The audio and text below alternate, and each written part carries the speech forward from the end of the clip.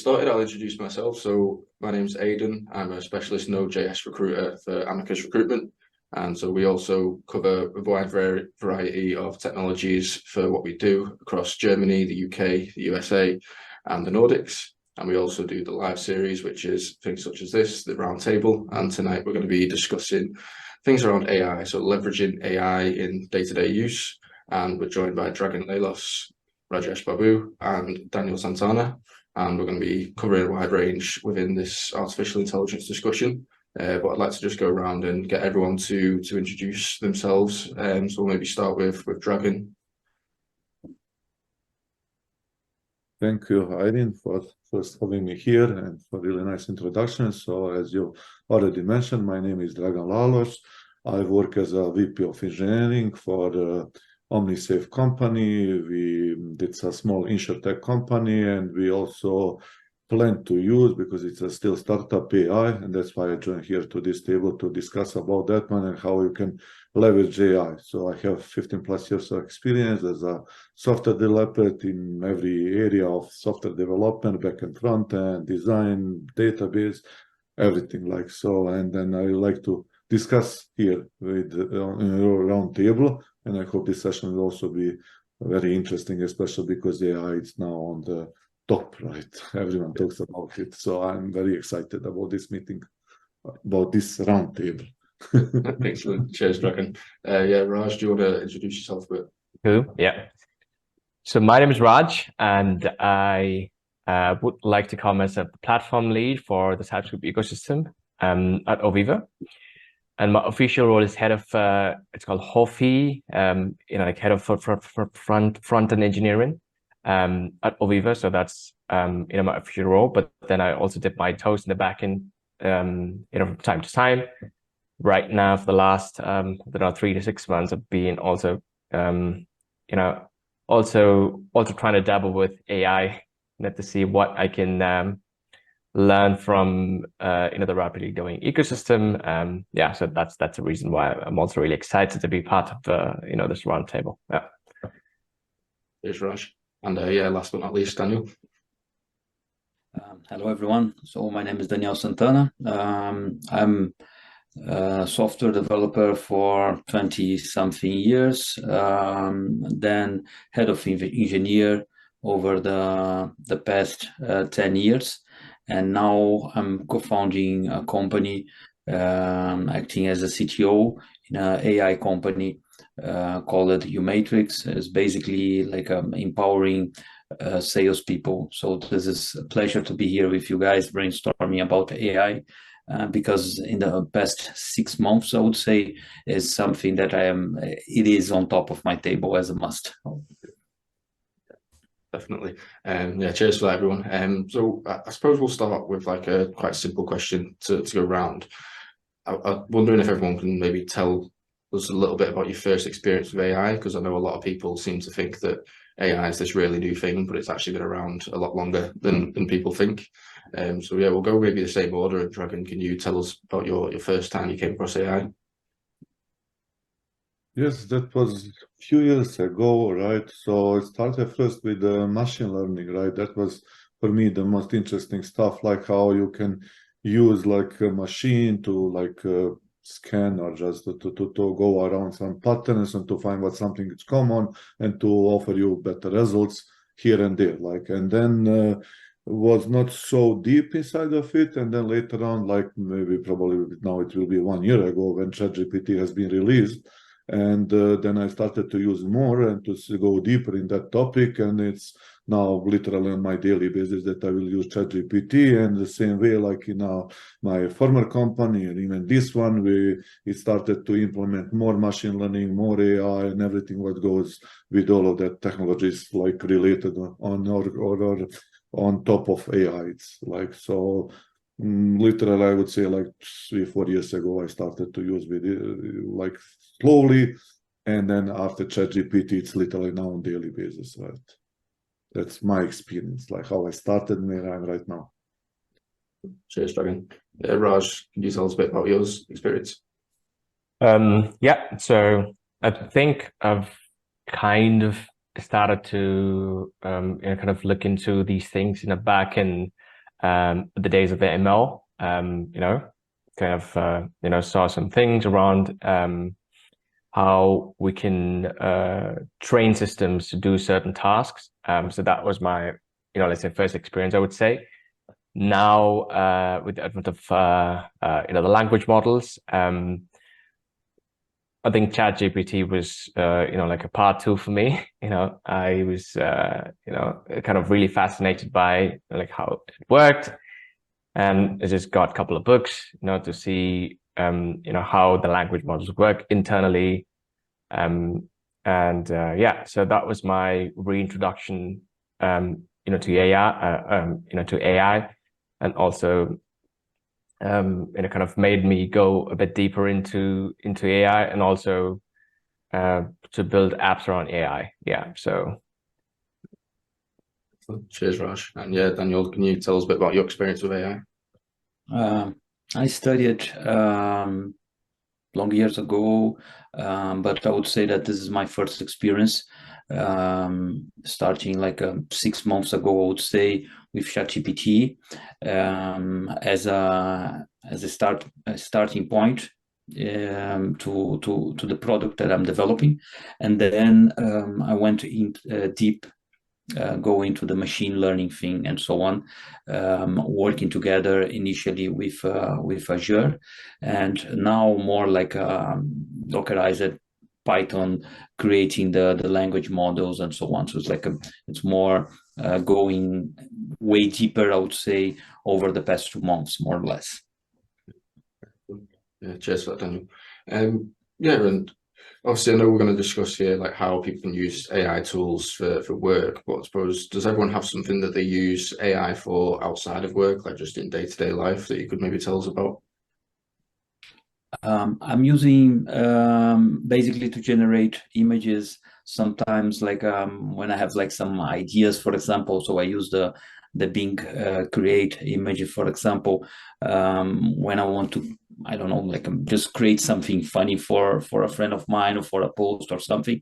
I think it's really cool that you just, I don't know, like be creative and share, like, and write some text, and it gives you, I don't know, like for example, there was like this one that writes warrior lion in a barbecue, and it was really amazing image, like a lion wearing like some warrior clothes and holding a beer and a barbecue, for example. Outside work, this is basically what I'm using, and at the same time, sometimes I'm trying to do some Google search, for example, and I'm having like some trouble finding exactly what I need, and I go ChatGPT. It's way easier. So this is like what is me outside work with AI. Yeah, cheers, Daniel. Anyone else got anything they use it for outside of work? So maybe I can go first. Yeah, sure. So what I do is that I have a channel. I have a channel on, like, you know, YouTube. So I make some, let's say, content on it. So I think about a month back, I built an app that will enable you to chat with the PDF document. I think it's all over the place, but then I use the LangChain you know, APIs to build it using Node.js and also Next.js. Yeah, so that's something that I actively try to do, you know, kind of build small apps, let's say outside of work, which will enable me to kind of understand where this ecosystem is going. Yeah, so that's what I do outside of work. Yeah. So for me also, it's like most of the time I use it as for education. It's not about work. It's about literally everything. Like if I need to learn some language, for instance, or if I'm not clear with something in English and some expression because I'm not native speaker, and I want to know what's the difference here and there, and what's the story behind of it. Can you tell me like why they use it in this or that way? And it will explain me in a like really nice way. And the best way, what I like about that one, it always give you at the end, like especially ChatGPT, like the description of that one. So he will teach you one thing, but also will explain in a really nice way, right? And I really like about that one because no one explained it that way. And somehow it's for me, I sometimes think it's very personal. Like you asking the question, and it answers in the same way, like as it's somehow like I sometimes think it's a human, right? That's how good it is, and that's what I really like about it. Because for Google, you clearly can see or like feel that's a machine. But this one, you can also hear that I sometimes will say he, because I'm so personal with it, right? And that's what I like about that one. And also some ideas, also ask him about that one, or to buy a birthday present. And then I explain, and especially Daniel explain as well. Sometimes I cannot reach for some term in something. I don't know what's the word for this one. Then I describe, and it will give me the word, and then I can Google it, right? Yeah. It's many ways how you can use it, not only for work. It could be literally daily use. You can. That's how from my side, right? Yeah. Excellent. Yeah, so it sounds like almost using it as an alternative to Google, which is quite a big thing to say, I suppose.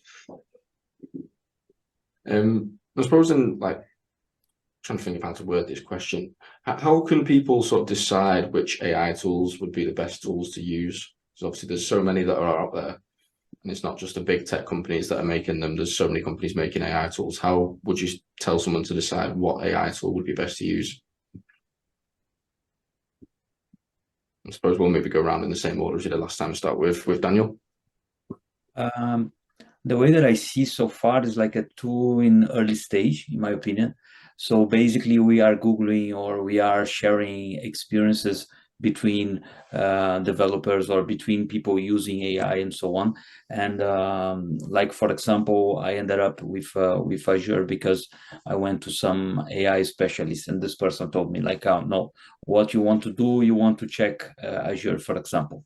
And I went, I studied, in the end, I just realized that it was not the best case for what I want to do.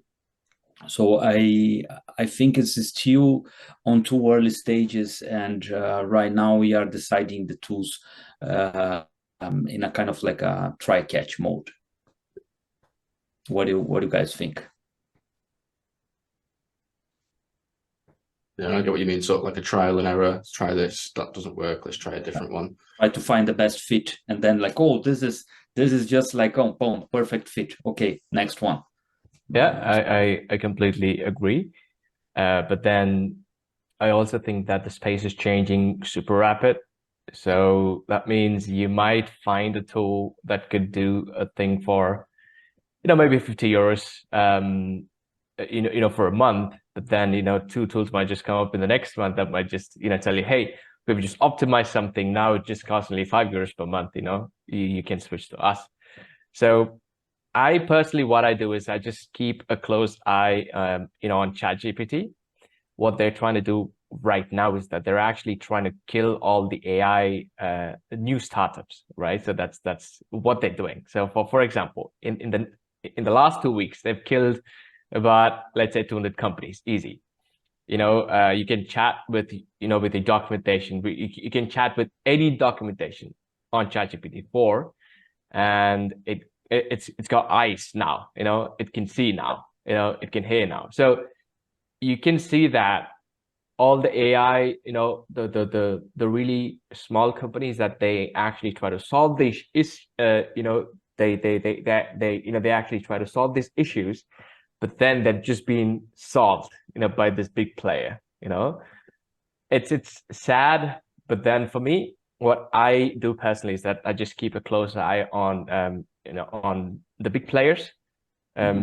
As I mean, it's actually really sad for me, to keep a close eye on the big players, to ignore the small players, because that's how it is. I think it's a bit heartbreaking to see that more companies will come up and then they'll also die really, really soon, at least in the next 2 years. Yeah.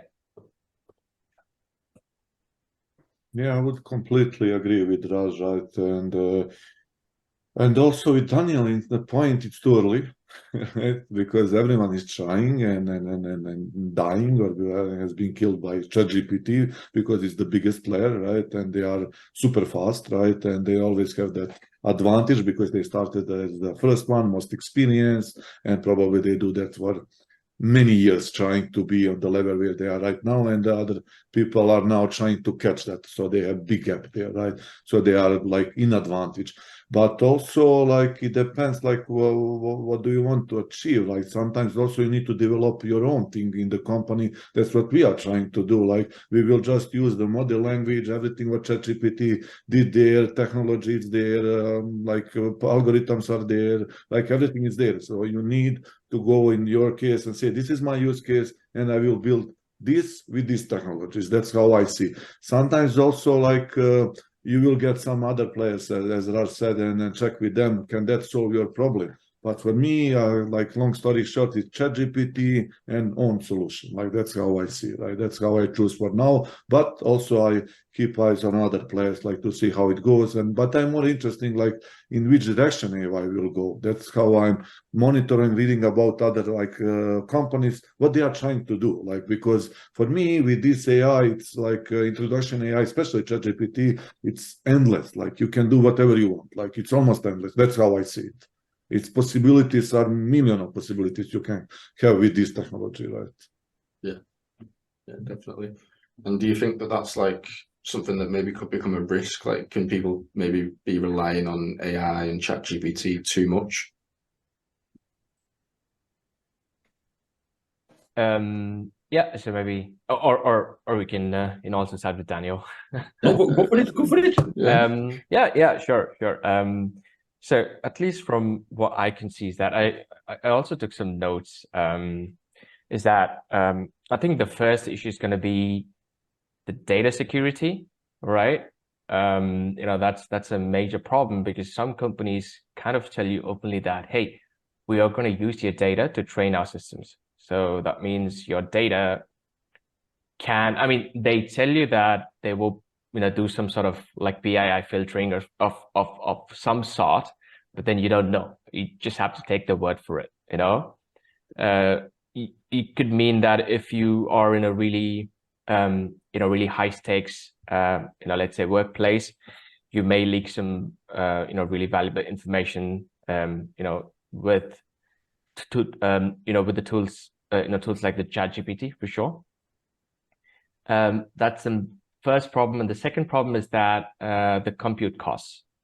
So for example, right? So text to text generation is actually really easy. I mean, it's not really compute heavy.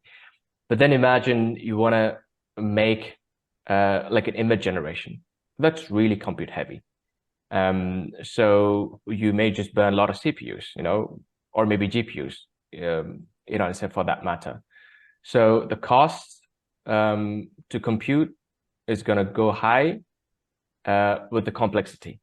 So for example, I tried one image generation tool where that tool would just it's called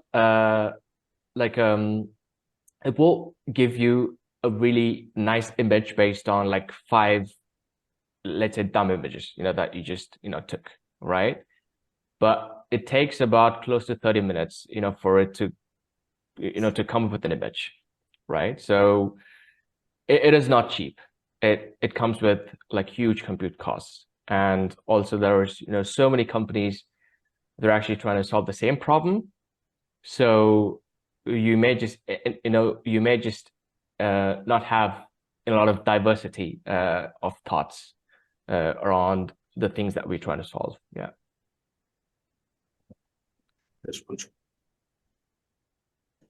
Has anyone got anything that they'd like to sort of add, or maybe a different opinion? I can say something. Daniel, do you want to go, or go for it? Go for it. Okay, thank you. I go next. So I see also like that my biggest fear, it's like information that it's trained on, because sometimes if I ask something what's newer technology, ChatGPT will say that it doesn't have data for this one. It's trained till 2021, something like that, if I'm not mistaken, right? And that's also like my fear, how you will train in the future. What will be the sources and how reliable is that this one? Because imagine now everything, it's now content from after ChatGPT, it's created with ChatGPT. would you train ChatGPT with the same information that it created? Like how that will happen from now on? And what's about, like, I also figured out that it will never say that it doesn't know. So then it's called like hallucination, right? That it will give you some story about that one. Can you rely on that one? Probably not. But how would you know is it good or not? So you need to get another sources. That's the risk what I see here. Like, and sometimes also even with the code, right? Like I need, so it helps me a lot with the code. Like it will generate the code, what is pretty accurate, but also sometimes like it just doesn't work. The idea is good, but you need to tweak here or there. So if you are not experienced with that one, you cannot rely 100% of the current state of ChatGPT, right? That's how I see. So it has a big advantage, but you need to be very careful with this risk, what can take it with it, right? As I mentioned, a few of them. Probably it has more. Maybe Daniel can say more about it, like what's his fear. Yep, I agree completely with you guys. Raj, for example, what you said about the data and especially also data privacy as well. They are running, let's say, to adapt for this. So we have like the ChatGPT Enterprise, for example, because some people are just using, in my opinion, like let's say in the either dangerous or wrong way, getting some company data and say, oh, can you please give me like a presentation out of this, or can you give me this? And the person behind it is not considering the fact that they are using sensitive data and this data will stay and will be used to train the model. Of course, there are ways of preventing this. For example, if you use the API, or if there is a selection that you say, I don't want this to be stored. Nevertheless, it's another point that I believe it's still on early stage, and the market, especially in terms of data privacy, will change a lot because of ChatGPT. I believe people are overusing it somehow and sharing data that they couldn't. Also regarding the images, I completely agree, and I think we will start becoming a little bit too dependent of AI for this, because, for example, Photoshop already, like Adobe created something that is really cool. I don't know how to do. I'm not an image guy, but they like you give the image and it completes like another area based with some AI studies and created this automatically. Probably something that someone could do this manually using Photoshop, and now we have the AI to assist. Challenges ahead, I would say. This is like my comment on this topic is like a lot of challenges ahead. Yeah, cheers for that, guys.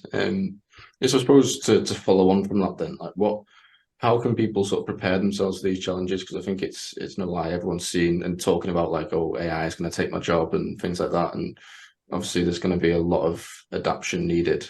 What can people do to adapt? The part of the job, I would say, is basically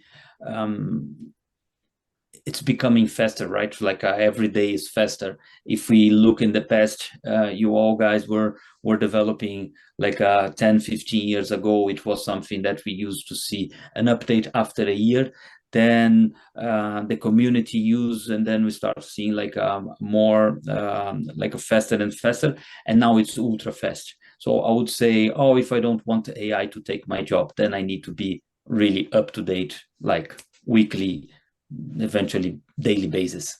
That's what for the job part, I would say this. Yes, Daniel. Anyone got anything that they can add to that? Yeah, at least from what I can see is that in the next 5 years, practically most companies should have AI, as actually part of the workflow, right? So if they don't really have it as part of the workflow in the workplace, some sort of let's say, things that they do should involve the AI, to some degree. If not, then they might just have a huge disadvantage in terms of how they compete with other companies in the market. Yeah, so I see that we can't really escape this. It will be part of us in the next 5 years. As long as you can work with AI, then you're going to have a great time, or you just keep learning, or just as he said, right? Let's say you just have to stay on top of all the things and and all the changes that's happening in the AI space. Yeah. I don't really see an escape, from this whole change in the AI ecosystem and the way that we work. Yeah. I also think in the future, like maybe not in the future, maybe 1 year from now on, it's must have you will be behind. That's definite. Like even right now, these days, if you don't use ChatGPT, you are behind. Like because people are heavily using on a daily basis, and maybe it's, as Daniel said, the wrong use, but they are using, they are trying. And I learned probably since 8 months ago for the new engineer, like prompt engineer, at least I heard for the first time that one, and I was very confused with that, like person, what should do and how that will act and what's the purpose. And maybe 2-3 months ago, I saw the first ads for prompt engineers. Like people are asking, looking for them to have them in the company, right? And they will basically manage or to like AI or ChatGPT. They will work with them closely. So I think it's you cannot avoid this one. Like it's there, it will not go anywhere. It will be just better and better and better. Like so now we need to find a way how to deal with it, especially with the security things, how to manage that, and how to make that to work for us more and more. Right? That's how I see. But to avoid, I'm not sure anymore. Right? That is we avoid. So it will be everywhere. That's how I see. Just completing. I also agree that it's like a short time. I'm not sure if 5 years, Raj. I think we are in a kind of like this spiral going faster and faster. And one comparison that I do is with the Industrial Revolution. Probably they wonder at the same time, like years ago. About jobs becoming obsolete, but at the same time, new jobs were created. So this is what I would expect from, and this is what Dragan mentioned about the prompt engineer, for example. I think this will be like one of the hot topics, and it's starting to be already. And I am experiencing this myself. With you guys probably are also, but because I'm creating. I'm going machine learning and so on. The prompt changes a lot. Sometimes just a 1-2 words, and then the result gets either super crazy or goes a little bit. Oh, I'm getting the hang here. So someone with more experience, let's say in 6 months, 1 year, this person will be probably very valuable in the market anytime soon, if not already. Yeah, I completely agree on this. I think it's just more like the car industry, right? Let's say, back in those times, people made cars by hand. Now they do make cars, but then they also use, a lot of automated tools to build the cars, but you still need people, to watch. I think that's how the software engineering is going to shape itself. That they will do some job for us, but we still have to kind of look, from above to see if things are in place. That's how I can think of. Yeah. Maybe in the future, maybe one day, we won't be necessary anymore. This I say like, okay, when we really reach some AI level, but this will take a long time. Nevertheless, like for example, I'm using the code Copilot, and I have the same experience as Dragan mentioned. Sometimes I look and say like, no man, come on, there is a way better way of doing this. But nevertheless is a very nice tool, and sometimes it's just magic.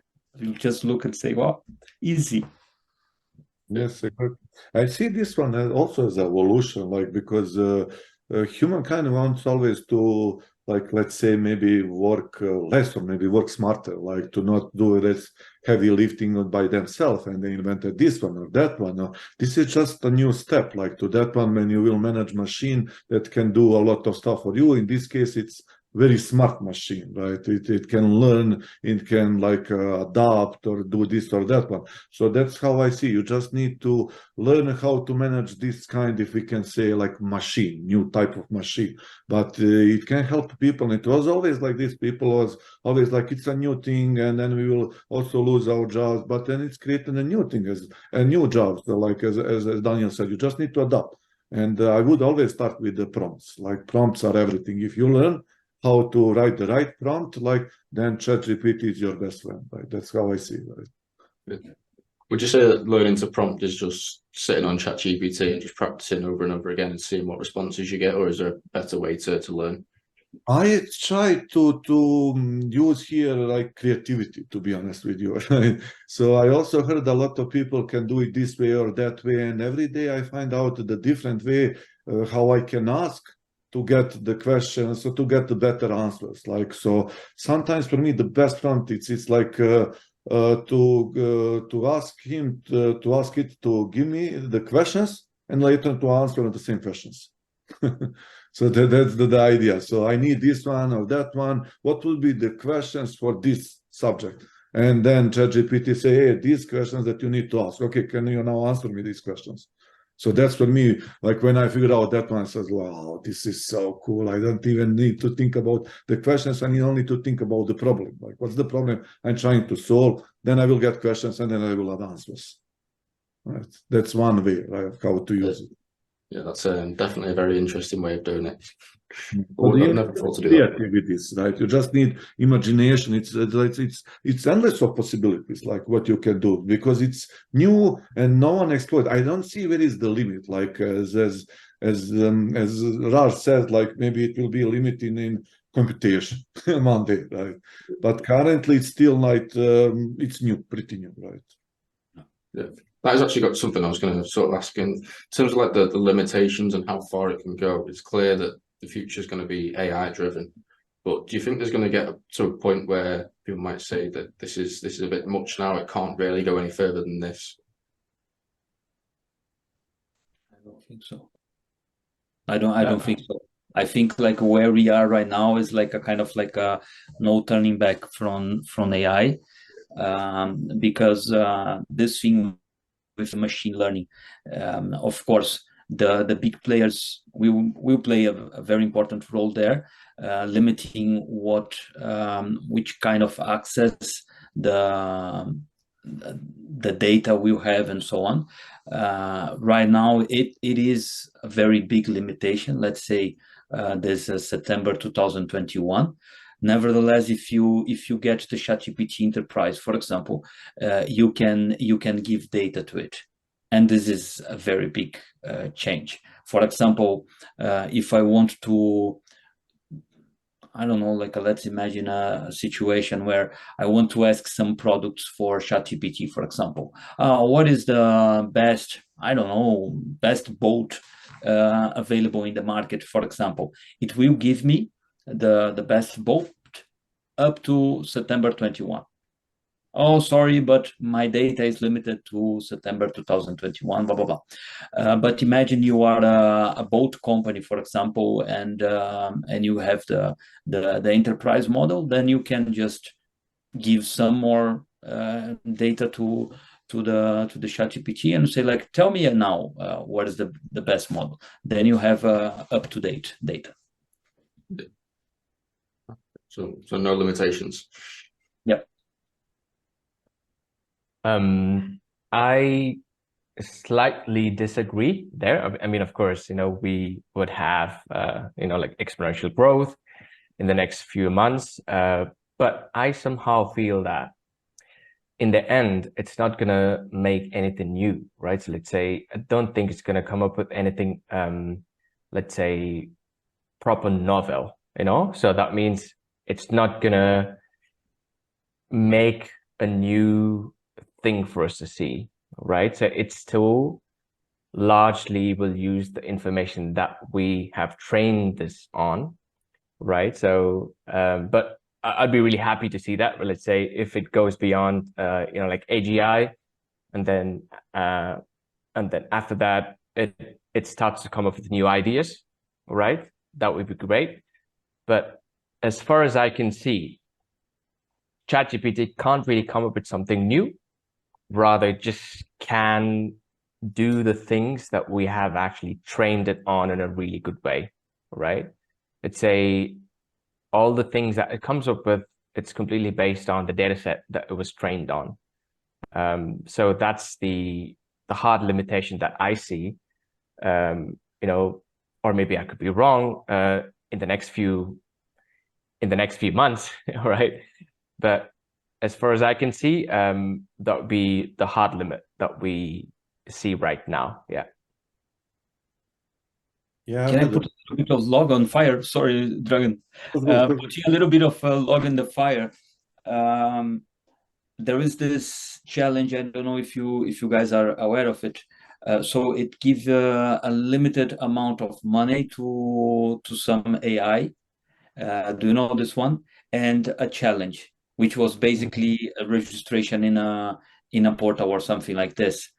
AI was able to register itself in a freelancing website, hire a person, because it was not possible to bypass the I forgot the name of the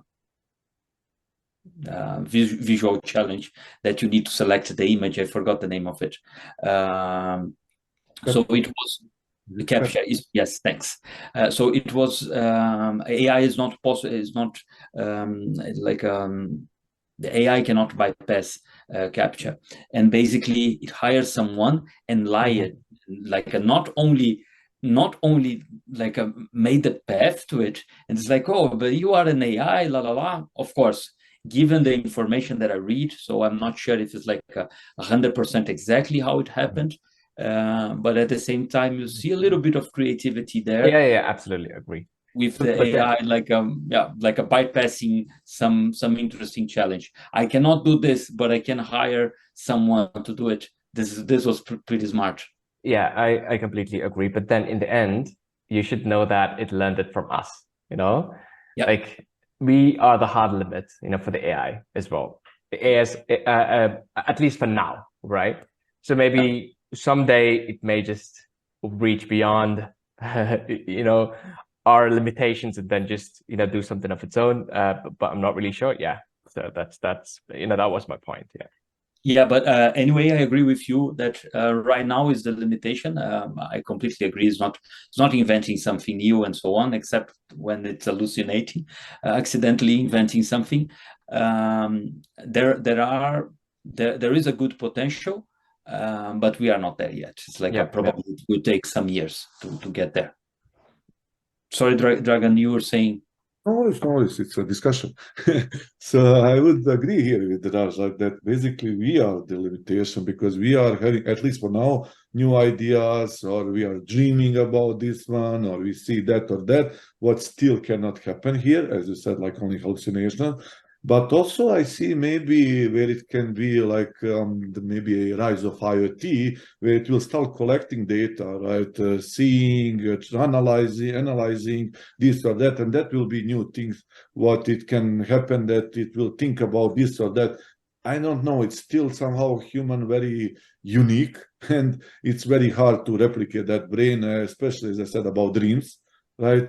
But collecting the data, what's going around, maybe also can improve this or that, and to get new data much faster, right? Just scanning the world, because unfortunately, like video like cameras are everywhere, right? Or you are checking this, or you are checking that one, or you are like observing this or that. All of that data goes here. And one day probably they will start using and analyzing and getting some new ideas from it, right? I don't know. Maybe I would say like for now we are limitation. Maybe one day IoT like will bring put a lot of data there automatically, but just observing the world. But that means that maybe no more like I don't know. It will be tough, right? No more like that you have your own life, right? That machine will be everywhere, right? I don't know. Like it depends where we want to go. But what I wanted to say, like it depends only on us, as Raj said. Like we started, we can end. Yeah, excellent. But even sorry, Aidan, but even with with the data that we have right now, I think there is like a very huge range of possibilities for AI. Like if we go, I don't know, like healthcare system, for example, an AI examining some exam results, for example, and giving some insights of like, look, this here with the data I have about it. This probably seems like this disease here, for example. So I think there is like a very good range of possibilities with the data. And yes, we are the limit of AI so far, especially because I believe we are afraid of it. It's like what will happen when we kind of like give the full potential of AI, if it ever happens, I would say. Yeah, but the thing is that you actually made a really good point, right? So we are the hard limit, but the AI can learn from the best of us.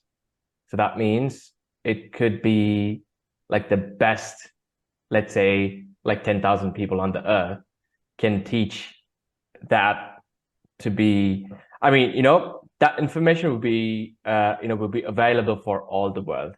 You know, that's what AI can do. So it's still, we are the hard limit, but then the best of us is, are the hard limit. So yeah, so that means it still is, it's an amazing piece of tech, for the whole world, because I can live in a small country in in Africa, but then can talk to ChatGPT as if I talk to the best cancer surgeon on the earth. I can do that. Yeah. So yes, that's how I see. But I think also that going together like humans and AI, for me, is the best combination. Like because we have that imagination or ideas, and then we will get some questions from AI, right? We will answer those questions, right? And then it will like try to summarize all that one to get what's the good in that one, and probably will like change questions, and then you'll ask better questions, then we'll ask these questions. So we are learning together, like it we learn from ChatGPT, and then ChatGPT learns from us. And then if you go in that circle like all the time, like, hey, these are the questions, analyze, give me better questions, I will answer, because you will probably put in my imagination to work on the best, as you have said, like the best guys. You will take the best from them, even they don't know how to use, maybe to put in this way, their brain on the best. But ChatGPT maybe can take that from you and just say, hey, this is the best way how to use your brain, because your brain is just unique, right? Maybe that combination can help us a lot, if you got the idea, right? Yeah, excellent. Yeah, cheers for that, guys. I've only actually got one question left, to be fair, but let's hope this sort of sparks a bit of a conversation, because it's still got quite a bit of time. But what tasks do you think are now and will always be better done manually, completely without AI?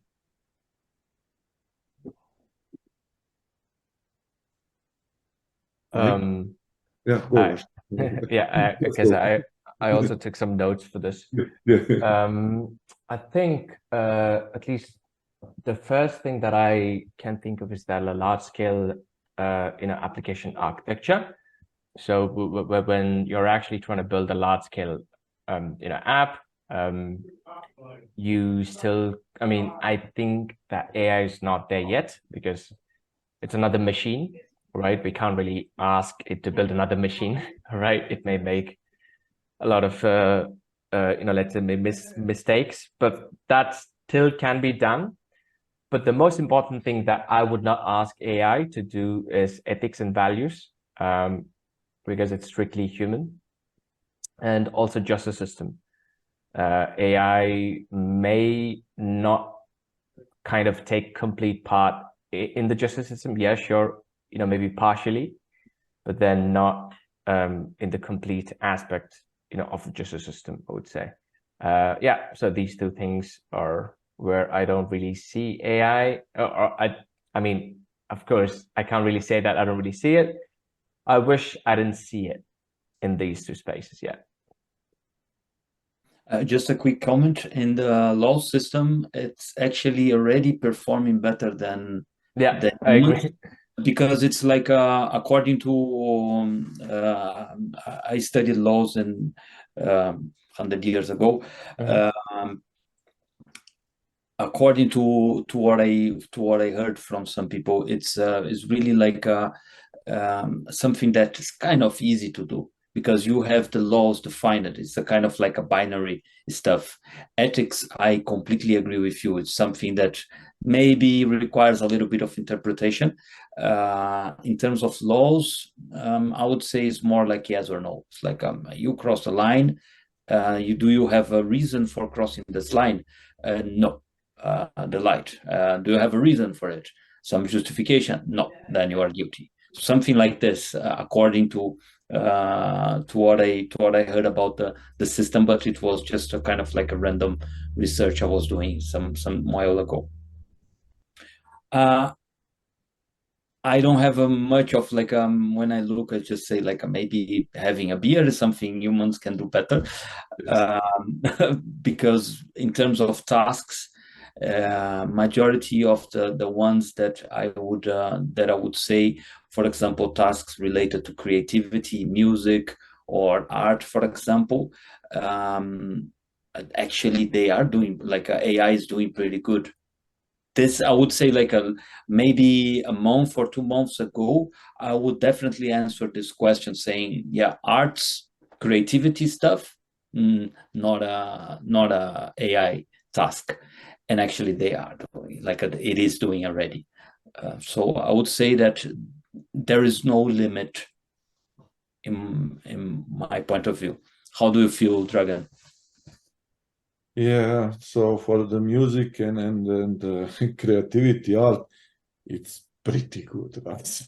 So especially with voices and music, or it depends again on the type of music. But if you go for electronic music, it's so good, right? It can produce all of that techno thing, and that's how I see, right? Even these days with voice, it can sing and everything, like so. It's there, right? What I see, like it's more like that, as you said, human interaction. Sometimes I just rely on my gut feelings, right? And it helped me a lot. So you have that time say, I know this is not logical, it should not be in this way, but I feel it that I should do this one, because maybe the person, like, let me take example, like interviewing people. Sometimes they are afraid, sometimes they are nervous, sometimes they are this, and then you need to tweak a process a little bit to get the best of that person. And the machine, it's 1-0, right? You know, you don't know. Or it's sometimes you can also trick the machine, because you will also ask another machine to help you here or there. But when you talk to person one-on-one, yeah, you can trick you again because of this or that one. But sometimes you just need to rely on this feeling or the connection with that person. Say, hey, I have really good connection with person. I think that we can work together. Even the technical knowledge is not there, but I feel it has a potential with that person. And you will develop that person in the way as you want, and then you will be super good as a team. I think that machine cannot feel. That's what's really human, right? That's how I see that. Feelings, connections, or sometimes I very rarely use like the word luck, but sometimes you also rely on luck and say, hey, I will go here. Doesn't matter like what will happen. I know it's not logical, but I will rely on luck. And you get it, like you pass the way. That's how I see it. Like, that's something what's really human, machine cannot solve. And we should not give that to machine. Like, I think we should keep it for ourselves. That's unique for us.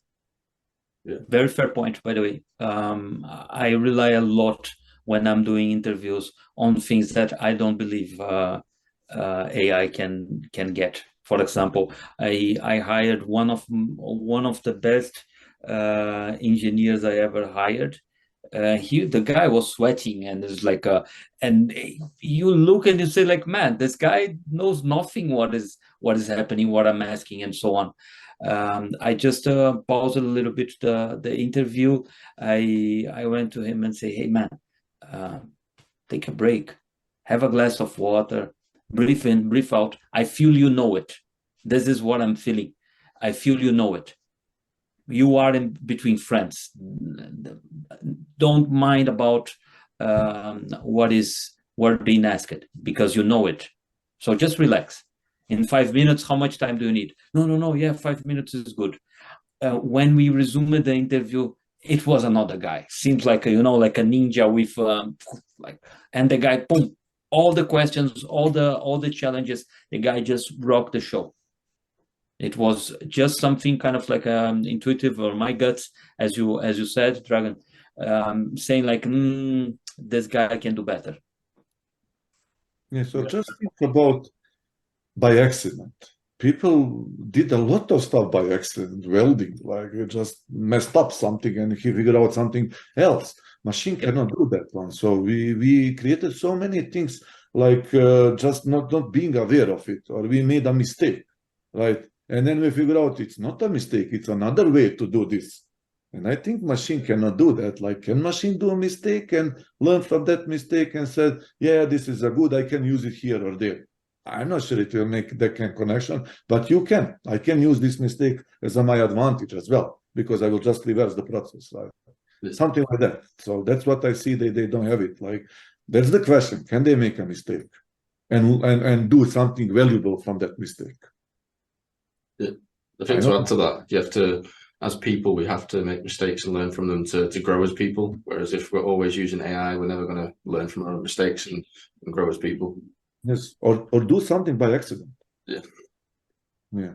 You just messed up and it was the best thing you ever did. How many inventions we have made it by just a mistake? Just by mistake. Right? Oh, popcorn, if I'm not mistaken, is a mistake. It was something that was clearly invented by mistake, and someone just looked and said like, this is actually good. Microwave is a mistake, if I'm not mistaken. So yeah.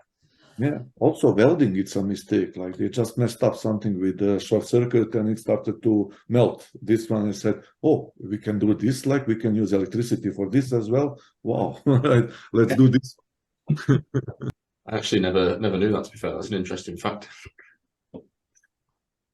Have you got anything to add, Raj, on what Dragan and Daniel said? Yeah, I mean, I agree with that thing, right? Let's say it can't make anything by accident.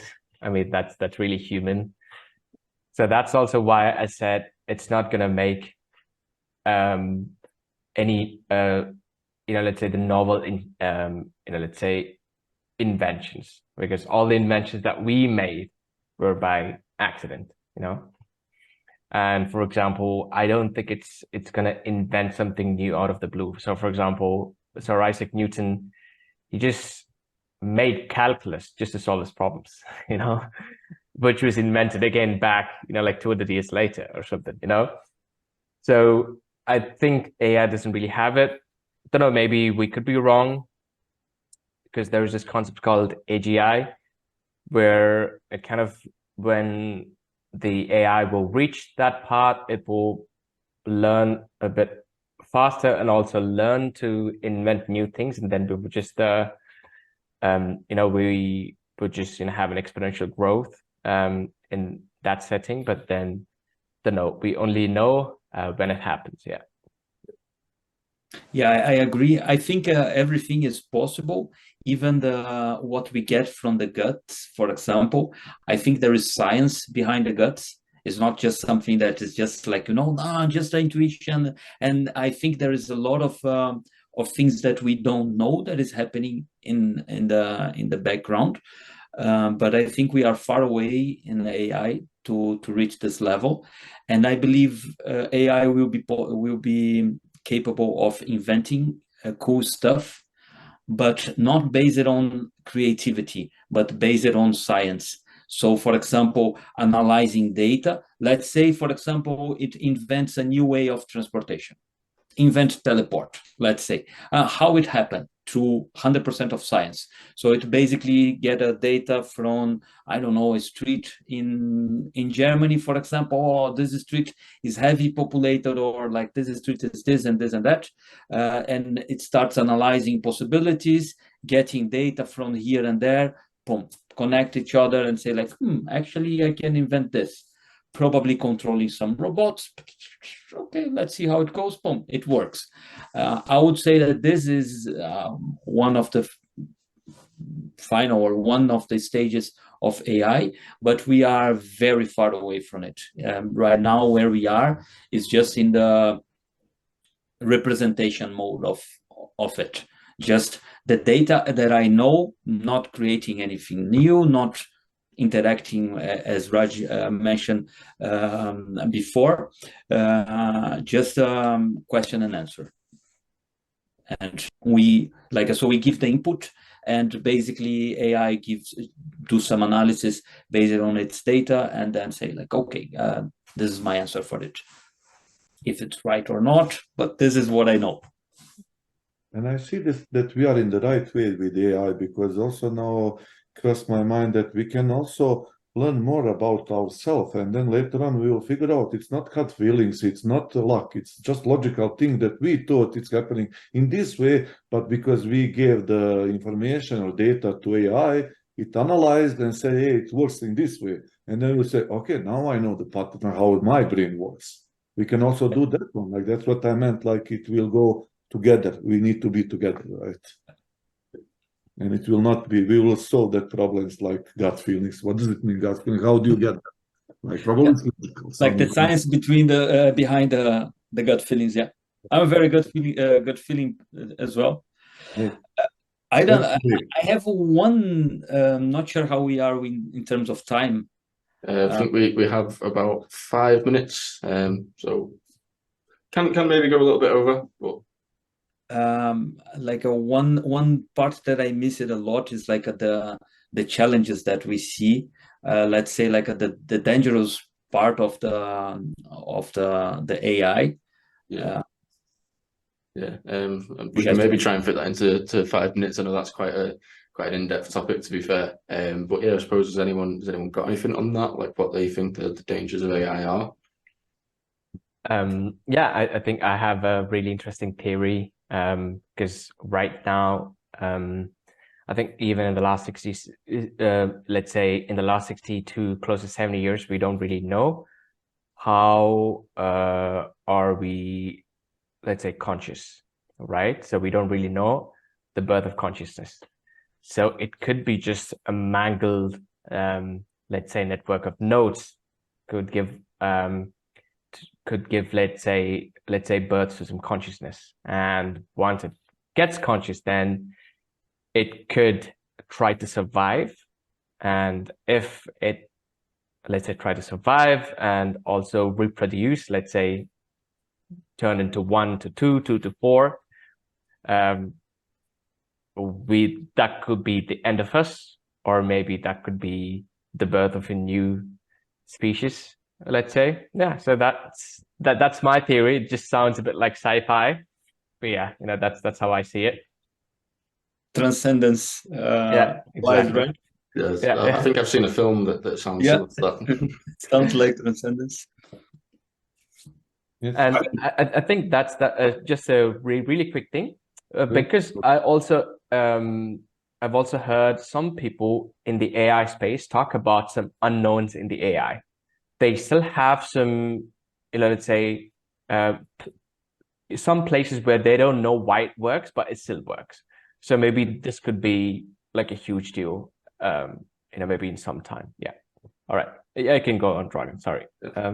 Yes. What I'm afraid of it, like it will start now. So a few weeks ago, I read an article about like self-healing code is the future, right, of software development, and that's where AI, it's a lot of there, and it start to maybe heal the code at the beginning, but later on we'll start to do this or that one, and it's definitely always like the fear it will be much more smarter than that we are, and then we don't know what's going on. We will not control, right, that one or that one. So that's in the direction where I would.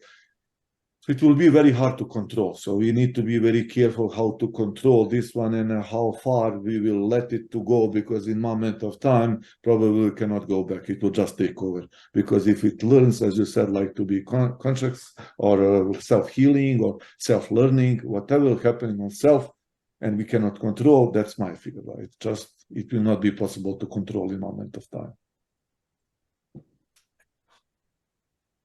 Yep, and I add, I'm completely with you guys. I also add to this like a little bit more like a short term in terms of security, especially because as we are like we spoke about ChatGPT a lot, but there is like in the dark web they are building their like kind of like their dark ChatGPT. This is something that worries me a lot. Because, for example, when we are talking about security, for example, right now our tech defense system is based on some patterns that we can identify. So, for example, getting a website offline, for example, or SQL injection or whatever, something that we can somehow predict and we can also analyze. With AI taking control over it, we won't probably be able. So let's imagine, for example, Microsoft is about to release the Copilot for Windows, which is not the same Copilot for coding, which means that you just go there and say, oh, please change my, I don't know, change my display to portrait or landscape, and it will do all the changes. If we consider this happening also for AI, for example, or I would like to, I don't know, attack this website here and change the VPN address every now and then so no one can track you, and randomize the interval times or something like this. This is something that worries me in the small time frame, and also about data privacy as well, of course, because everything is gonna be tends to be online at some point. Excellent. Cheers to everyone. I'd probably even add one to that myself in something that I think everyone's probably seen, something that's AI related. It's when you see these deep fake things and people are able to sort of create fake news, and it, you know, that's one of those things where when people are creating that, if that's not something that's someone can describe it as fake news straight away, it can create some huge problems. But I don't really know how that one can be resolved when it's something that's already been created. There's sort of like no turning back on that now. Voice, like right now, like the voice of the person, you can just say like, man, look, it's the voice of the person. Yeah. And there is no way to certify if it isn't or not. And at the same time, and also the same with video, for example, like a AI creating a video with from a person. I'm reading some Hollywood artist complaining about it, because at the same time you can, there are some other challenges that it brings, for example, in terms of patent or like it's AI. If there isn't a person behind it, you cannot have a patent over it as well. It was like it's the gray area on AI, I believe, is very big. It's too big right now. Yeah, true. I completely agree with you guys. I totally forgot for that, like deep thing, right? What can it do to the world, like, because we still heavily rely on the information, videos, news, and if you cannot prove it, who said that one, then it can be catastrophic, right? So we need to be aware of it. Should we stop it? I don't know. Like, do we need to stop it? Probably we cannot. I think that, I completely agree with you. There is like, I think we started the wave that there is no turning back, in my opinion. Like 5 minutes ago, or not 5 actually, it's like 1 hour ago, I was reading like some articles saying that they invented a smart glass with access to ChatGPT. So it's like it is becoming 100% part of our lives. Imagine you are, I don't know, like maybe walking the street and you ask ChatGPT, "Oh, what is this? Oh, this is a Tesla car." So you essentially have ChatGPT on you at all times. 24/7, imagine. Not 24/7, but anyway, yeah, all the time that you are awake and it's there. Sounds quite interesting. Yeah. Well, cheers to that, everyone. I think that pretty much wraps us up. So I am noticing as well, I forgot to bring my laptop charger in here, and yeah, probably going to get cut off in a second when my laptop dies anyway. But yeah, that wraps us up, and thank you everyone for obviously sharing your points on that. I think it's been a really good discussion. Obviously, we could have probably spoken for hours with numerous topics, but I think we've got a lot of good points across. And I'll catch up with you all soon. But yeah, thank you everyone for attending the roundtable. Cheers, guys. Yeah, it was actually great to meet all of you and to have this discussion. Yeah, cheers.